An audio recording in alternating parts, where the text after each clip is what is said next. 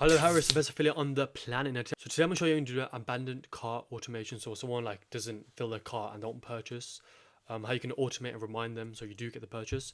So let's do that now. We're going to create two automations, two workflows, and just copy what I do. So go to automations. So then go to workflow. Let's start from scratch. So we're going to call this abandon. So what we're going to do here is go to order form submission. Order form submission. We want to go into a funnel. Let's say it's the test one I made on my previous video. So let's go to page, purchase page. Let's go to, we don't need to do the product. Go to submission type, then go to opt in.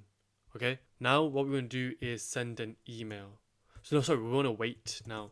So when they opt in, let's wait for 30 minutes. So wait. From here, let's send an email to them.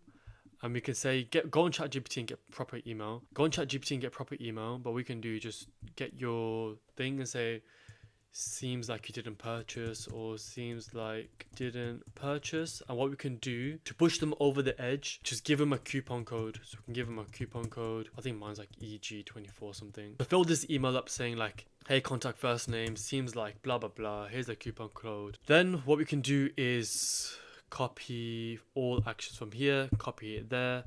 What we can do is wait a day, wait 1 day, and then do that again. 1 day, we can do another email, then obviously change the email around. Then we can wait another day if we're being want to pester them. Do that again, send the email. Okay, go and publish and save. But now what happens, why we need to create the second automation is that what if after you remind them they actually do purchase? We don't want to keep sending them, oh, you didn't purchase.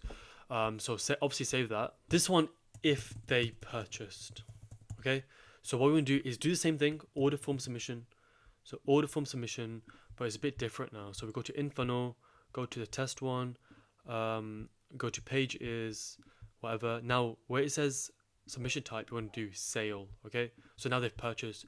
Now we want to remove them from the other workflow, remove from whatever the another workflow. I didn't name it. Did I name it? Yeah, it was that one, wasn't it?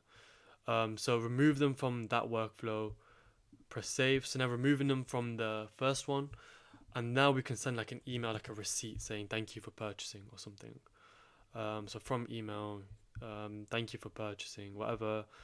Go to message, thank you, blah blah blah, and then done. Press save, publish, and that's done. Okay.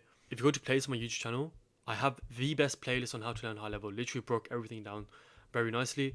And if you want a 30-day free trial, if you go to the link in the description, you get 30-day free trial with high level. It costs the same either way if you go without an affiliate or with an affiliate. But with me, you get 30 days plus all these benefits here. So one-on-one Zoom calls with me, my sales scripts, white level presentations, and all those benefits there. So I'd highly recommend doing that, even if it's not through me. So please like the video, helps me out, and yeah, that's how you can do abandoned cart automation.